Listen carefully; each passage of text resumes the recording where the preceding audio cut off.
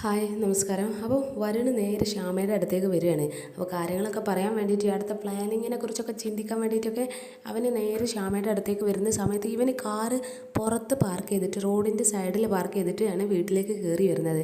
അപ്പം മുന്നിൽ തന്നെ ആരതി ഇരിപ്പുണ്ട്.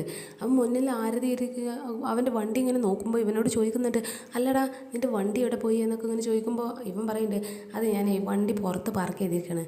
അഥവാ എങ്ങാനും രാധിക ഇങ്ങോട്ട് വന്നാൽ എൻ്റെ കാർ ഇവിടെ പാർക്ക് ചെയ്യുന്നത് എന്നെ ഇവിടെയൊക്കെ കണ്ടാൽ ആകെ കുഴപ്പമാവും. അവൾക്ക് കാര്യങ്ങളൊക്കെ മനസ്സിലാകും, നമ്മളെന്തൊക്കെ അവളറിയാതെ പ്ലാൻ ചെയ്യുന്നുണ്ടെന്ന്. ഇങ്ങനെയുള്ള കാര്യങ്ങളൊക്കെ മനസ്സിലാകും. അപ്പോൾ പിന്നെ നമ്മുടെ പ്ലാനൊക്കെ ഫ്ലോപ്പ് ആവാൻ ചാൻസ് ഉണ്ട്. അതുകൊണ്ടാണ് ഞാൻ കാർ പുറത്ത് പാർക്ക് ചെയ്ത് വന്നത് എന്നൊക്കെ ഇങ്ങനെ പറയുന്നത്. അപ്പോൾ ആരതി പറയുന്നുണ്ട്, അതെന്തായാലും നന്നായി എന്നൊക്കെ ഇങ്ങനെ പറയുന്നത്. ആരതി വരുണിനോട് പറയുന്നുണ്ട്, അത് ഇന്നലെ രാധിക ഇങ്ങോട്ട് വന്നിരുന്നു. അപ്പോൾ ശ്യാമനോട് കാര്യങ്ങളൊക്കെ ഇങ്ങനെ അവൾ സംസാരിച്ചു. പക്ഷേ അതൊക്കെ ശ്യാമക്ക് ഭയങ്കര വിഷമമായത്. അവൾ പറയുന്നുണ്ട് അവൾ ഒരിക്കലും അവളുടെ അമ്മനെ അംഗീകരിക്കില്ല എന്ന്. പിന്നെ ശ്യാമയാണ് അവളുടെ അമ്മ എങ്കിൽ അവൾ ഒരിക്കലും മാപ്പ് കൊടുക്കില്ല. അവൾക്ക് അതിനുള്ള ഒരുപാട് കാരണങ്ങളുണ്ട്. അതുകൊണ്ട് ഒരിക്കലും അവൾ അമ്മയായിട്ട് അംഗീകരിക്കില്ല എന്നൊക്കെ പറഞ്ഞപ്പോൾ ശ്യാമ ആകെ തളർന്നു പോയിട്ടുണ്ട്. ശ്യാമക്ക് ഉള്ള പ്രതീക്ഷയൊക്കെ നഷ്ടപ്പെട്ടിരിക്കുകയാണ്. ആകെ ടെൻഷൻ അടിച്ചിരിക്കുന്നുണ്ട് എന്നൊക്കെ ഇങ്ങനെ വരുണിനോട് പറയണേ. വരുണ് പറയുന്നുണ്ട്, അവൾ ഇന്നലെ ചില കാര്യങ്ങളൊക്കെ ഞങ്ങളോടും പറഞ്ഞിരുന്നത്. അപ്പോൾ ഞങ്ങൾക്കും കുറച്ചൊക്കെ ഇങ്ങനെ ടെൻഷനും ഒരു പേടിയൊക്കെ വന്നിട്ടുണ്ട് എന്നൊക്കെ ഈ വരുണും പറയുന്നത്. അപ്പോൾ ഈ ആരതി പറയുന്നുണ്ട്, ഞാനൊരു കാര്യം തീരുമാനിച്ചിട്ടുണ്ട്. ഞാൻ മീഡിയാസിനൊക്കെ വിളിച്ചിട്ട് ശ്യാമയുടെ ഒരു ഇൻ്റർവ്യൂ ഉണ്ട്, ശ്യാമയ്ക്ക് കുറച്ച് കാര്യങ്ങൾ പറയാനുണ്ട് എന്നൊക്കെ മീഡിയക്കാരോട് പറഞ്ഞിട്ടുണ്ട്. അവരാണെങ്കിൽ ഭയങ്കര എക്സൈറ്റഡ് ആയിട്ട് നിൽക്കണ്. കാരണം ശ്യാമ എന്ന് പറയുന്നത് ഇതുവരെ ഒരു ഇൻ്റർവ്യൂ പോലും അറ്റൻഡ് ചെയ്യാത്തത് കൊണ്ട് തന്നെ അവർക്കൊക്കെ ഭയങ്കര ഇൻട്രസ്റ്റ് ആണ്. അപ്പോൾ അവരുടെ ഒരു എക്സ്ക്ലൂസീവ് ന്യൂസായിട്ട് തന്നെ കൊടുക്കാൻ ചാൻസ് ഉണ്ട് എന്നൊക്കെ അങ്ങനെ പറയാണ്. അപ്പം വരുണ് കേൾക്കുമ്പോൾ വരുണും പറയുന്നുണ്ട്, അത് നല്ലൊരു ഐഡിയ ആണ്. കാരണം ജനങ്ങളെല്ലാവരും കൂടി ഈ സ്റ്റോറി അറിയുന്ന സമയത്ത് രാധിക എന്തായാലും കാണാൻ ചാൻസ് ഉണ്ട്.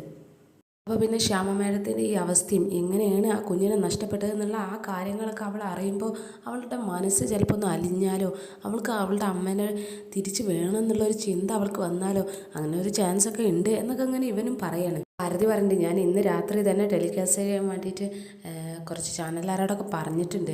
അപ്പം ഇന്ന് രാത്രി തന്നെ ശ്യാമയുടെ ആ സ്റ്റോറി നമ്മുടെ ലോകം അറിയാൻ പോവുകയാണ്. അതെങ്ങനെയെങ്കിലും ആ രാധിക ഒന്ന് കാണണം ആ പ്രോഗ്രാം. അവൾ കണ്ടു കഴിഞ്ഞ ശേഷം ഈ ശ്യാമയുടെ സ്റ്റോറിയും അവർക്കൊരു കുഞ്ഞുണ്ടായിരുന്ന കാര്യങ്ങളൊക്കെ അറിയുമ്പോൾ അവൾക്ക് എങ്ങനെയെങ്കിലുമൊക്കെ ഒന്ന് തോന്നൽ വരും, ആ മകൾ അവളാണ് എന്ന്.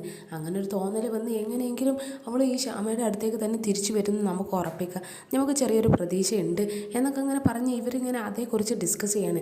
അതിലെങ്കിലും ഒരു ചെറിയൊരു ചാൻസ് വന്നിരുന്നെങ്കിൽ എന്നൊക്കെ അങ്ങനെ പറഞ്ഞ് ആ സമയത്തുണ്ടാവും രാധിക ഇങ്ങനെ വരുന്നത്. അപ്പം വരുണത് കാണണേ. അവൻ വരും പറയുന്നുണ്ട്, അയ്യോ രാധിക വരുന്നുണ്ട്, ഇനിയിപ്പോൾ എന്താ ചെയ്യാന്നൊക്കെ ഇങ്ങനെ പറയുന്നുണ്ട്. അപ്പോൾ അമൃതയുടെയും ആരതിയും കൂടി ഇങ്ങനെ പറയുന്നുണ്ട്, നമ്മളെ ഇവിടെ കണ്ടാൽ ഭയങ്കര പ്രശ്നമാണ്. കാരണം നമ്മൾ സീരിയസ് ആയിട്ട് എന്തോ ഡിസ്കസ് ചെയ്യുന്നുണ്ട്, അവൾ അറിയാതെ എന്നുള്ള ഒരു തോന്നൽ അവൾക്ക് വരും. അപ്പോൾ പിന്നെ നമ്മുടെ പ്ലാനിങ് ഒക്കെ ഫ്ലോപ്പ് ആവുകയും ചെയ്യും. അതുകൊണ്ട് ഒരെണ്ണം നീ വേഗം കിച്ചണിൽ പോയി ഒളിച്ചോ എന്നൊക്കെ ഇങ്ങനെ ഇവനോട് പറയാണ്. അപ്പോൾ ഇവർ മുന്നും പിന്നും നോക്കാതെ പെട്ടെന്ന് തന്നെ കിച്ചണിൽ പോവാണ്. ഓക്കെ ഞാൻ ഒളിച്ച് നിൽക്കുക, അല്ലെങ്കിൽ ഇവൾക്ക് എന്തെങ്കിലും ചെറിയൊരു സൂചന കിട്ടിയാൽ മതി, നമ്മുടെ പ്ലാനൊക്കെ ഫ്ലോപ്പാണ് എന്നൊക്കെ പറഞ്ഞിട്ട് അവന് നേരെ കിച്ചണിൽ ഓടിയിട്ട് കിച്ചണിൽ ഒരു ഫ്രിഡ്ജിൻ്റെ സൈഡിലിരുന്ന് ഒളിച്ച് നിൽക്കുകയാണ്. അപ്പോൾ രാധിക ഇങ്ങനെ പുറത്ത് വന്ന് ഇങ്ങനെ ചുറ്റുമൊക്കെ ഇങ്ങനെ നോക്കുന്നുണ്ട്. എന്നിട്ട് നോക്കി വന്നിട്ട് ഇവരുടെ അടുത്തേക്ക് വരികയാണ്. അപ്പോൾ എന്താ രാധിക നീ ഈ വഴിക്കൊക്കെ എന്നൊക്കെ ഇങ്ങനെ അവളോട് ഇങ്ങനെ കുശലം അന്വേഷിക്കുന്നൊക്കെ ഉണ്ട്. അപ്പോൾ ഇവൾ പറയുന്നുണ്ട്, അത് പിന്നെ ഞാൻ വരുണിൻ്റെ കാർ ഇവിടെ കണ്ട്, വരുൺ ഇങ്ങോട്ട് എങ്ങനെ വന്നായിരുന്നോ എന്നൊക്കെ ഇങ്ങനെ ചോദിക്കുകയാണ്.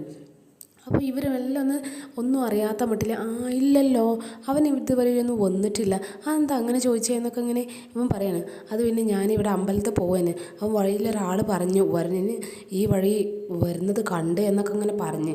അപ്പം ഞാൻ പിന്നെ ഒന്നിങ്ങനെ വന്ന് നോക്കിയതാണ്, എന്തിനാ വരുൺ ഇങ്ങോട്ട് വന്നത് എന്നൊക്കെ അറിയാൻ വേണ്ടിയിട്ട് എന്നൊക്കെ ഇങ്ങനെ ഇവൾ തിരിച്ച് പറയാണ്. അപ്പോൾ ഇവർ തീർത്ത് പറയണം, ഇല്ല വരുൺ ഇങ്ങോട്ട് വന്നിട്ടില്ല, അവൻ ഈ വഴിയൊന്നും വന്നത് കണ്ടിട്ടില്ലല്ലോ എന്നൊക്കെ അങ്ങനെ ഇവർ പറയുമ്പോൾ ഈ രാധികക്ക് അത് അത്ര അങ്ങ് വിശ്വസിക്കാൻ കഴിയുന്നില്ല.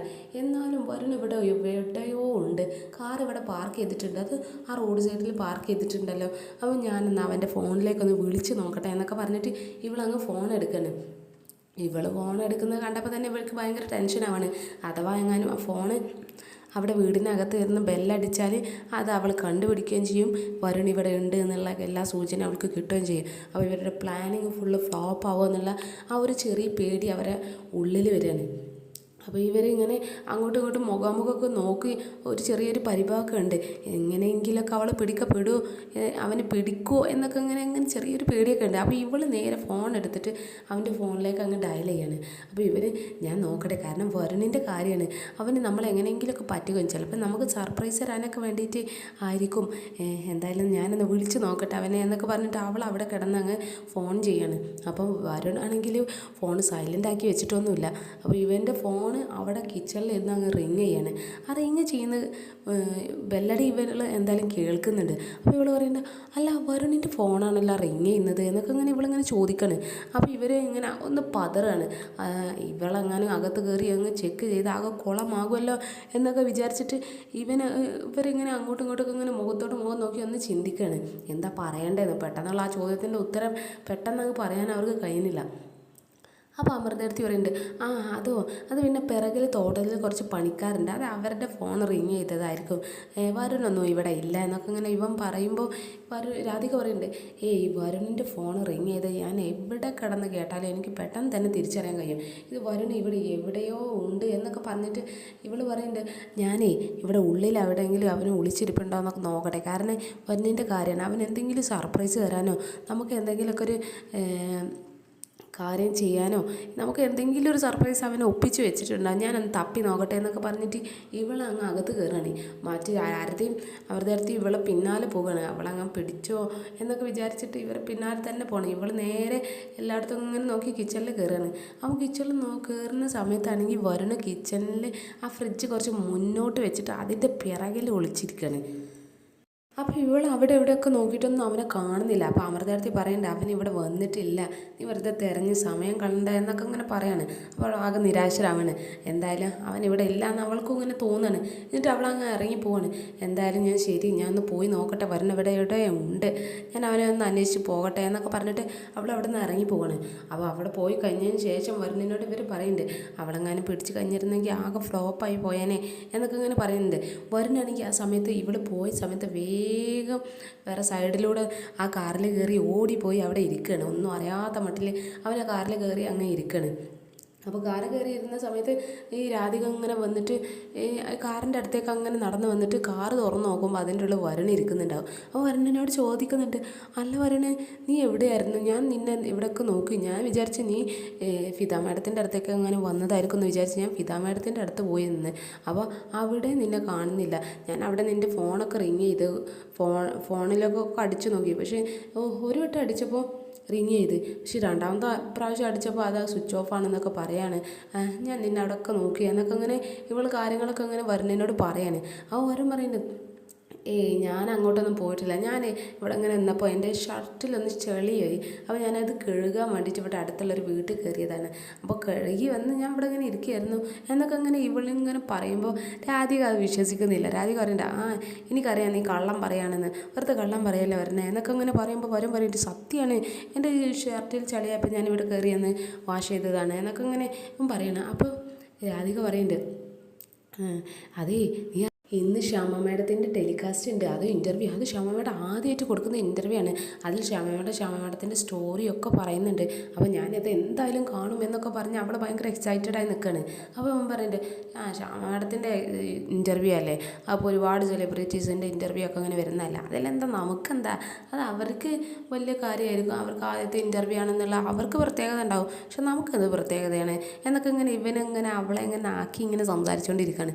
അപ്പോൾ രാധികക്കാണെങ്കിൽ ഭയങ്കര ദേഷ്യം വരുന്നുണ്ട്. അപ്പോൾ എന്തൊക്കെയാണ് നിങ്ങളീ പറയുന്നത്, അത് ശ്യാമ മേഡത്തിൻ്റെ ആണ്, വെറുതെ ഒരു സെലിബ്രിറ്റിയാണോ ശ്യാമ മേഡം എന്നൊക്കെ ഇങ്ങനെ പറയുന്നിട്ട് അവൾ പറയുന്നുണ്ട്, ഞാൻ എന്തായാലും കാണും, തീർച്ചയായിട്ടും ഞാൻ കാണും, എനിക്ക് ഒരുപാട് ചോദ്യത്തിൻ്റെ ഉത്തരം കിട്ടാനുണ്ട്, അപ്പോൾ ഈ പരിപാടി കണ്ടിട്ടെങ്കിലും എനിക്ക് എൻ്റെ ഒരുപാട് ചോദ്യത്തിൻ്റെ ഉത്തരം കിട്ടണം, എനിക്ക് എൻ്റെ ഒരുപാട് ഡൗട്ടുകളുണ്ട് അവരുടെ കാര്യത്തെക്കുറിച്ച്, അവരുടെ ചരിത്രം അവരുടെ വായിൽ നിന്ന് തന്നെ അറിയാൻ അതൊരു വലിയ ഭാഗ്യം തന്നെ ആയിരിക്കും, അതുകൊണ്ട് ഞാൻ ആ പ്രോഗ്രാം എന്തായാലും കാണും എന്നൊക്കെ ഇങ്ങനെ ഇവളിങ്ങനെ ഭയങ്കര എക്സൈറ്റഡായി സംസാരിക്കുകയാണ്. ആ വരുന്നതിൻ്റെ ഉള്ളിലാണെങ്കിൽ ഭയങ്കര സന്തോഷമൊക്കെ ഉണ്ട്, എന്തായാലും ഇവളിങ്ങനെ ഒരു രീതിയിൽ സംസാരിക്കുന്നുണ്ടല്ലോ, അവൾക്ക് ഇങ്ങനെ ഒരു ആഗ്രഹം വന്നല്ലോ ഒരു സന്തോഷം ഇവൻ്റെ മനസ്സിലുണ്ട്. കാരണം ഇവർ എങ്ങനെയെങ്കിലും അവൾ ആ സ്റ്റോറി കേട്ട് അവളുടെ ഒരു മൈൻഡൊക്കെ ഒന്ന് മാറി അവളായിരുന്നു ഈ ശ്യാമ മേഡത്തിൻ്റെ ആ കുഞ്ഞ്, അങ്ങനെയാണ് ആ കുഞ്ഞ് നഷ്ടപ്പെട്ടതെന്നുള്ള ആ ഒരു ചിന്ത വരാൻ വേണ്ടിയിട്ട് ഇവർ ഭയങ്കരമായിട്ട് കഷ്ടപ്പെടുന്നതുകൊണ്ട് തന്നെ ഇവളുടെ ഈ സംസാരമൊക്കെ കേൾക്കുമ്പോൾ വരുന്നതിന് ഭയങ്കരമായിട്ട് സന്തോഷം വരികയാണ്. അപ്പോൾ വരുൺ മനസ്സിലിങ്ങനെ വിചാരിക്കുന്നുണ്ട്, അങ്ങനെയെങ്കിൽ ആ പാവത്തിൻ്റെ മനസ്സൊന്ന് മാറട്ടെ, അപ്പോൾ ഒരുപാട് കഷ്ടപ്പെടുന്നുണ്ട്, അങ്ങനെയെങ്കിൽ അന്ന് റെഡി ആയി കിട്ടട്ടെ എന്നൊക്കെ ഇങ്ങനെ ഇവന് മനസ്സാലങ്ങനെ പറയാണ്. എന്നിട്ട് രാധികനോട് പറയുന്നുണ്ട്, വാ എന്തായാലും നമുക്ക് തിരിച്ചു പോകുമല്ലേ എന്നൊക്കെ അങ്ങനെ പറഞ്ഞിട്ട് അവരങ്ങ് തിരിച്ചു പോവുകയാണ്. പിന്നെ നമ്മുടെ സുകുമാരി മുത്തശ്ശിയും പ്രിയങ്കയുടെയും കാര്യമാണ്. അവരവിടെ ആ ഷൂട്ടിങ്ങിൽ ഭയങ്കര പ്രശ്നങ്ങളൊക്കെ ഉണ്ടാക്കിക്കൊണ്ടിരിക്കുകയാണ്. അവരിനി ഉണ്ടാക്കാൻ പോകുന്ന പുകയിലുകളാണ് അവിടെ. അവർ ആ ഷൂട്ടിങ് തന്നെ മുടക്കാനുള്ള പണികളൊക്കെയാണ് ഇനി ഇവരിവിടെ എടുക്കാൻ പോകുന്നത്. ഇവർ രണ്ടുപേരും ഇങ്ങനെ അവിടെ കസേരയിൽ ഇങ്ങനെ ഇരിക്കണം, കൂടെ ശരത്തും ഉണ്ട്. അപ്പോൾ ഇവിടെ ഷൂട്ടിങ് ഭയങ്കര തിരക്കും അഭിനയത്തിൻ്റെ ഓരോ കാര്യങ്ങളൊക്കെ ഇങ്ങനെ അവിടെ ഓരോ വർക്കുകളൊക്കെ ആയിട്ട് അങ്ങനെ നിൽക്കുകയാണ്. അവിടെ അങ്ങനെ ഇരുന്ന് എല്ലാം ഇങ്ങനെ വീക്ഷിച്ചുകൊണ്ടിരിക്കുകയാണ്. വീക്ഷിക്കുന്നത് നമ്മുടെ സുകുമാരി മുത്തശ്ശി ആയതുകൊണ്ട് എല്ലാ കള്ളത്തരങ്ങളും അവർ പെട്ടെന്ന് പിടിക്കുന്ന ഉറപ്പാണ്. അപ്പോൾ ഇവരിങ്ങനെ നോക്കി ഇങ്ങനെ നിൽക്കുന്ന സമയത്ത് ഉണ്ടാകും ഒരു ചെറുക്കൻ ഇങ്ങനെ ആരും കാണാതെ ഒരു മറവിലൂടെ ഇങ്ങനെ ഒളിച്ചും പാത്തും ഇങ്ങനെ വരുന്നത്. എന്തോ ഒരു കള്ളത്തരം ഒപ്പിച്ച പോലെ ഇങ്ങനെ ആ ഷൂട്ടിങ്ങിൻ്റെ തിരക്കിൻ്റെ ഇടയിലും ആ പിറകിലൂടെ ആരും കാണാതെയാണ് ഈ ചെക്കൻ ഇങ്ങനെ വന്നുകൊണ്ടിരിക്കുന്നത്. അപ്പോൾ ഈ സുകുമാരി മുത്തശ്ശി ഇങ്ങനെ ആ ചെക്കനെ നോക്കിക്കൊണ്ടിരിക്കുകയാണ്. അപ്പോൾ ഈ മുത്തശ്ശി ഇങ്ങനെ പറയുന്നുണ്ട് ശരത്തിനോട്, എടാ ശരത്ത് ഏതാണ് ആ വവ്വാലി എന്നൊക്കെ ഇങ്ങനെ ചോദിക്കുകയാണ്.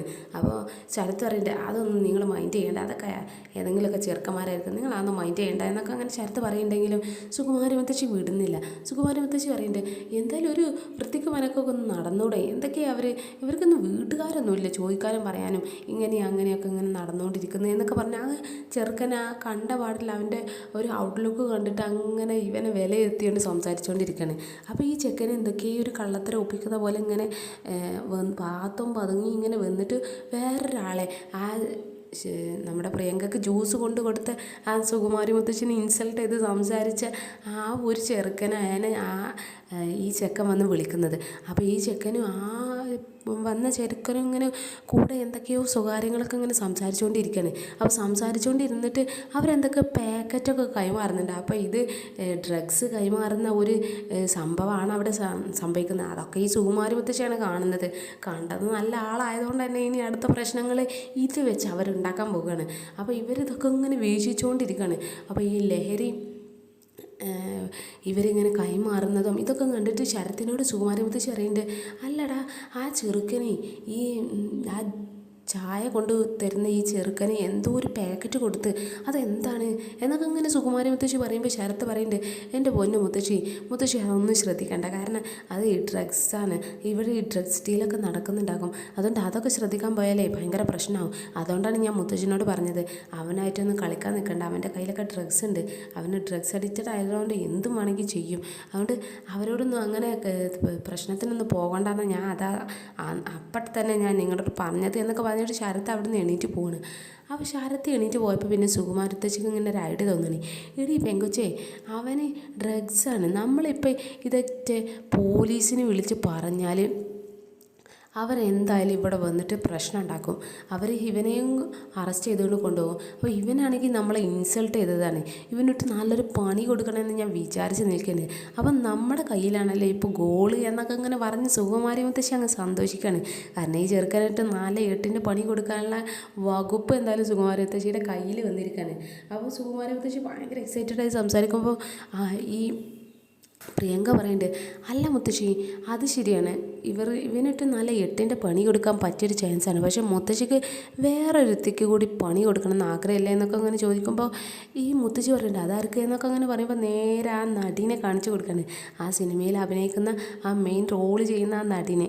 അപ്പോൾ അവൾക്കിട്ടൊരു പണി കൊടുക്കണ്ടേ എന്നൊക്കെ അങ്ങനെ പറയുമ്പോൾ സുകുമാരി മുത്തശ്ശി അറിയുന്നുണ്ട്, അതിന് അവൾക്കിട്ട് എങ്ങനെ കൊടുക്കാനാണ് പണി എന്നൊക്കെ ഇങ്ങനെ സുകുമാരി മുത്തശ്ശി പറയാണ്. പക്ഷേ പ്രിയങ്കയല്ലേ ആള്, അത് ഈ സുകുമാരി മുത്തശ്ശിയുടെ കൊച്ചുമോളാവുമ്പോൾ ആ ഒരു കുരുട്ടുബുദ്ധി കൂടി ഇവളുടെ തലയിൽ വരികയാണ്. അപ്പോൾ ഇവൾ പറയുന്നുണ്ട്, എൻ്റെ പൊന്നു മുത്തശ്ശി നമ്മളിപ്പോൾ ഡ്രഗ്സ് ഡീല് ഇവിടെ നടക്കുന്നുണ്ട് എന്നൊക്കെ പറഞ്ഞിട്ട് ഈ പോലീസുകാരോട് ഒക്കെ ഒന്ന് വിളിച്ച് പറഞ്ഞാൽ അവരിവിടെ വന്ന് ഇവിടെ പ്രശ്നം ഉണ്ടാക്കും, ചെക്ക് ചെയ്യും, ഇവരെ അറസ്റ്റ് ചെയ്ത് കൊണ്ടുപോകും. അപ്പോൾ കൂടെ തന്നെ ആ പെൺകുട്ടിക്ക് വിട്ട് പണി കൊടുക്കുക, നമുക്ക് നേരെ ആ പെൺകുട്ടീനെ ഈ കേസ് കൊടുക്കുക എന്നൊക്കെ ഇങ്ങനെ പറഞ്ഞുകൊണ്ടിരിക്കുന്ന സമയത്ത് ഈ നായിക ഷൂട്ടിന് വേണ്ടിയിട്ട് അവളുടെ ഫോൺ അവിടെ വെച്ചങ്ങ് പോവുകയാണ്. അപ്പോൾ പ്രിയങ്ക പറയണ്ടേ, നോക്ക് മുത്തശ്ശി, അവൾ അവിടെ ഷൂട്ടിങ്ങിന് പോയത് നേരെ അവളുടെ ഫോൺ അവിടെ വെച്ചിട്ടാണ്. അപ്പോൾ നമുക്ക് ആ ഫോൺ എടുത്തിട്ട് നേരെ ഈ ഡ്രഗ് ഡീലേഴ്സിനെ വിളിച്ചിട്ട് അവളുടെ ഫോണിൽ നിന്ന് മെസ്സേജ് അയക്കാം. അപ്പോൾ പിന്നെ ഈ പോലീസുകാരെ ഒന്ന് ചെക്ക് ചെയ്യുമ്പോൾ അവളെ അറസ്റ്റ് ചെയ്ത് കൊണ്ടുപോയിക്കോളും. അപ്പോൾ നമുക്ക് 2 പേർക്കും നല്ല 8ൻ്റെ പണി കൊടുക്കാം. എങ്ങനെയുണ്ട് എൻ്റെ ഐഡിയ എന്നൊക്കെ ഇങ്ങനെ പറയുമ്പോൾ സുകുമാരി മുത്തശ്ശിൻ്റെ, ഇടി നീ ഭയങ്കര ബുദ്ധിമതിയാണല്ലോ, നിനക്ക് എവിടുന്ന് ഇത്ര ഐഡിയ ഒക്കെ കിട്ടിയത് എന്നൊക്കെ പറയുമ്പോൾ ഇവൾ പറയുന്നുണ്ട്, അത് പിന്നെ ഞാൻ മുത്തശ്ശിയുടെ കൊച്ചുമോളല്ലേ എന്നൊക്കെ ഇങ്ങനെ പറയാണ്. എന്നിട്ട് എന്തായാലും ഇവർ പറയുന്നുണ്ട്, എന്നാ വാ നമുക്കത് പ്ലാൻ ചെയ്യാം എന്നൊക്കെ പറഞ്ഞിട്ട് മെല്ലെ ഈ നായിക കാണാതെ അവളുടെ ആ ഫോൺ എടുക്കുകയാണ്. ആ ഫോൺ എടുത്തിട്ട് മെല്ലെ അവളെ മെസ്സേജ് ചെയ്യുകയാണ്. ആ ഡ്രഗ് ഡീലേഴ്സിനെ മെസ്സേജ് ചെയ്യുന്നുണ്ട്. എന്നിട്ടൊന്നും അറിയാത്ത മട്ടിൽ അങ്ങ് അവരെ പോവുകയാണ്.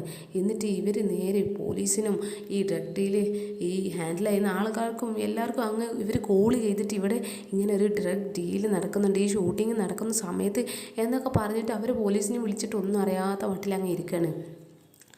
അപ്പോൾ പിന്നെ കണിമംഗലത്താണെങ്കിൽ നമ്മുടെ കൽപ്പന ഉർവശിയും ഭയങ്കര ടെൻഷനിലാണ്. കാരണം എന്ത് പ്രശ്നങ്ങൾ ഇപ്പോൾ അവിടെ ഉണ്ടാക്കാൻ അവർക്ക് കഴിയുന്നില്ല. അവർ ആകെ ഉണ്ടാക്കിയിരുന്നത് ഈ സുകുമാരിയും ഈ പ്രിയങ്കയും കൂടി ആയിരുന്നല്ലോ. അവിടെ ആണെങ്കിൽ ഉർവശിക്ക് ചെറിയൊരു ഡൗട്ട് വരുന്നുണ്ട്. ഈ രാധിക എന്ന് പറയുന്നത് ശ്യാമയുടെ അതേ ചായയാണ്, അതേ ലുക്ക്. അഥവാ എങ്ങാനും ഇത് ഇനി അവളുടെ മകളാകുമോ? ജയഭാരതി മുത്തശ്ശി പറഞ്ഞ പോലെ ഇവരെ മകളെങ്ങാനും ആയാൽ അവളുടെ അഹങ്കാരം പറയേണ്ടി വരില്ല, പിന്നെ അതുകൂടി നമ്മൾ സഹിക്കേണ്ടി വരും എന്നൊക്കെ ഇങ്ങനെ പറഞ്ഞ് ഇവർക്ക് ഭയങ്കര അസൂയ എന്നൊക്കെ പറയാം. അസൂയയുടെ ഒരു കുശുമ്പൊക്കെയാണ് അവരുടെ തലക്ക് പിടിച്ച് നിൽക്കുകയാണ്. അപ്പോൾ ഈ ഉർവശി ഇങ്ങനെ കൽപ്പനയോട് പറയാണ്, ഇടി അഥവാ എങ്ങാനും ഈ രാധിക എങ്ങാനും അവരുടെ മകളായാൽ പിന്നെ നമ്മുടെ കാര്യം പോക്കാണ്, നമ്മളൊക്കെ അവൾ അടിച്ചമർത്തി ഇവിടെ ഒരു മൂലക്കിടും എന്നൊക്കെ അങ്ങനെ പറഞ്ഞ് ഇവരിങ്ങനെ സംസാരിക്കുകയാണ്. അപ്പോൾ ഈ കൽപ്പന പറയുന്നുണ്ട്, പറയാൻ പറ്റത്തില്ല, ഒരു ചെറിയൊരു ചായയൊക്കെ ഉണ്ട്, ഇനിയിപ്പോൾ എന്താ ചെയ്യുക എന്നൊക്കെ ഇങ്ങനെ പറഞ്ഞിട്ട് അവരിങ്ങനെ ചിന്തിക്കുന്നുണ്ട്. നമുക്കാണെങ്കിൽ അവൾക്കൊരു 8ൻ്റെ പണി കൊടുക്കാനും ഒന്നും കഴിയുന്നില്ല. പ്രിയങ്ക ഉണ്ടായിരുന്നെങ്കിൽ അവളെന്തെങ്കിലുമൊക്കെ ഇങ്ങനെ ചെയ്തേനെ.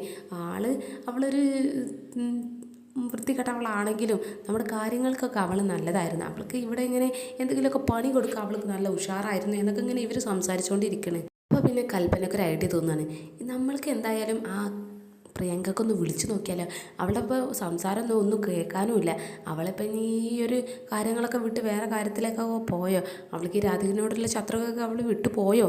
എന്തായാലും അവളുടെ ഈ കാര്യങ്ങൾ ന്യൂസൊന്നും ഇപ്പോൾ കേൾക്കാമല്ലോ എന്നൊക്കെ അങ്ങനെ പറയുമ്പോൾ ഉർവശിയും പറയുന്നുണ്ട്, ശരി, അവളെ വിശ്വസിക്കാൻ പറ്റത്തില്ലെങ്കിലും അവൾ ചെയ്യുന്ന പണികളൊക്കെ നമുക്കൊരു നല്ല സപ്പോർട്ടായിരുന്നു എന്നൊക്കെ അങ്ങനെ പറയുന്നത്. അപ്പോൾ കൽപ്പന പറയുന്നുണ്ട്, ശത്രുവിൻ്റെ ശത്രു മിത്രം എന്നല്ല പറയാം, അതുകൊണ്ട് അവൾക്കൊന്ന് വിളിച്ച് നോക്കാം എന്നൊക്കെ പറഞ്ഞിട്ട് ഇവരങ്ങ് വിളിച്ച് നോക്കുകയാണ് പ്രിയങ്കക്ക്. അപ്പോൾ പ്രിയങ്കയുടെ ഫോണിൽ ഈ കൽപ്പനയുടെ കോള് വരുമ്പോൾ ഇവളാണോ, ഇവളെന്തിനാ ഇപ്പോൾ ഇങ്ങോട്ട് വിളിക്കുന്നതെന്നൊക്കെ ഇങ്ങനെ വിചാരിച്ച് അവൾ ഫോൺ എടുക്കുകയാണ്.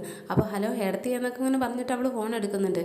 അപ്പോൾ പറയുന്നുണ്ട്, അല്ല നിൻ്റെ വാർത്തയൊന്നും ഇപ്പോൾ കേൾക്കുന്നേ ഇല്ലല്ലോ, നീ ഇപ്പോൾ ഈ രാധികനെയുള്ള ഫൈറ്റൊക്കെ വിട്ട് വേറെ പണിക്ക് പോയോ എന്നൊക്കെ ഇങ്ങനെ അവളോട് ചോദിക്കുമ്പോൾ അവൾ പറയണ്ടേ, ഇല്ല, ഞങ്ങൾ നല്ല സ്ട്രോങ് ആയിട്ട് തിരിച്ചു വരികയാണ്, ഞങ്ങൾക്ക് അതിനുള്ള കുറേ തയ്യാറെടുപ്പിലൊക്കെയാണ് ഞങ്ങളെ ഇപ്പോൾ സിനിമയിൽ അഭിനയിക്കുകയാണ് എന്നൊക്കെ ഇങ്ങനെ ഇവളോട് പറയുമ്പോൾ ഉർവശി കൽപ്പന പറയുന്നുണ്ട്, സിനിമയിലോ, നീ എങ്ങനെയായിട്ട് അവിടെയൊക്കെ എത്തിപ്പെട്ടത് എന്നൊക്കെ ഇങ്ങനെ പറയുമ്പോൾ ഇവൾ പറയുന്നുണ്ട്, ഞാനൊക്കെ എത്തിപ്പെട്ടു, ഞാൻ ഈ രാധയ്ക്കുള്ള 8ൻ്റെ പണി കൊടുക്കാനുള്ള ഒരു മുൻകരുതലിലാണ്. അപ്പോൾ ഞങ്ങൾ അതിൻ്റെ ഓരോ തയ്യാറെടുപ്പിലൊക്കെയാണ്. അപ്പോൾ നിങ്ങളതൊക്കെ വെയിറ്റ് ചെയ്ത് കണ്ടോ ഞാൻ എന്തൊക്കെ ചെയ്യാൻ പോകുന്നതെന്ന്, ഞാനതൊന്നും വിട്ടിട്ടില്ല എന്നൊക്കെ ഇവളിങ്ങനെ പറയുന്നുണ്ട്. അപ്പോൾ കൽപ്പന ചോദിക്കുന്നുണ്ട്, നീ എന്തൊക്കെയാണ് പ്ലാൻ ചെയ്യുന്നതെന്നൊക്കെ ഇങ്ങനെ പറയുമ്പോൾ ഇവൾ കാര്യങ്ങളൊക്കെ ഒന്ന് ഫുള്ള് തുറന്ന് പറയുന്നൊന്നുമില്ലെങ്കിലും നല്ല 8ൻ്റെ പണി വരാൻ പോകുന്നുണ്ട് എന്നുള്ള കാര്യമൊക്കെ എന്തായാലും കൽപ്പനയോട് പറയണേ. അപ്പോൾ കൽപ്പനയോട് ഇവൾ പറയുന്നുണ്ട്, അതേ ഞാനിപ്പോൾ നിങ്ങൾക്കൊരു വീഡിയോ കോൾ ചെയ്യും. എന്തിനാണെന്ന് വെച്ചാൽ ഞാനിവിടെ ഷൂട്ടിങ്ങിലാണ്. ഞങ്ങൾക്ക് ഇവിടെ കുറച്ച് പേര് ഞങ്ങളെ ഭയങ്കരമായിട്ടൊന്ന് ഇറിറ്റേറ്റ് ചെയ്ത്, അപ്പോൾ അവർക്കുള്ള പണി കൊടുക്കുന്നത് നിങ്ങൾക്ക് ലൈവായിട്ട് കാണാൻ വേണ്ടിയിട്ടാണ്.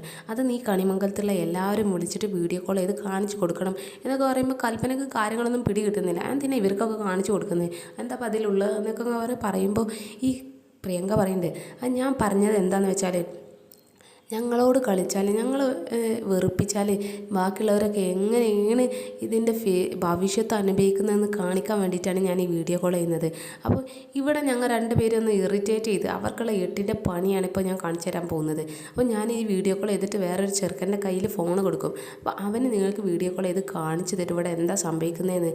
അപ്പോൾ ഓക്കെ എന്നൊക്കെ പറയുമ്പോൾ കൽപ്പന പറയുന്നത്, ഓക്കെ, ഞാൻ എന്തായാലും എല്ലാവരും കൂടി വിളിച്ച് വരുത്താം എന്നൊക്കെ ഇങ്ങനെ പറഞ്ഞിട്ട് അവർ ഫോൺ വെക്കുകയാണ്. കൽപ്പനക്ക് കാര്യങ്ങളൊന്നും മനസ്സിലായിട്ടില്ലെങ്കിലും കൽപ്പന പറയുന്നുണ്ട്, എന്താണാവോ ഇവളെന്തെങ്കിലുമൊക്കെ പ്ലാൻ ചെയ്തിട്ടുണ്ടാകും എന്നൊക്കെ ഇങ്ങനെ പറഞ്ഞിട്ട് അവർ കണിമംഗലത്തിൽ എല്ലാവരൊക്കെ വിളിച്ച് കൂട്ടാൻ വേണ്ടിയിട്ടുള്ള തയ്യാറെടുപ്പിലാണ്.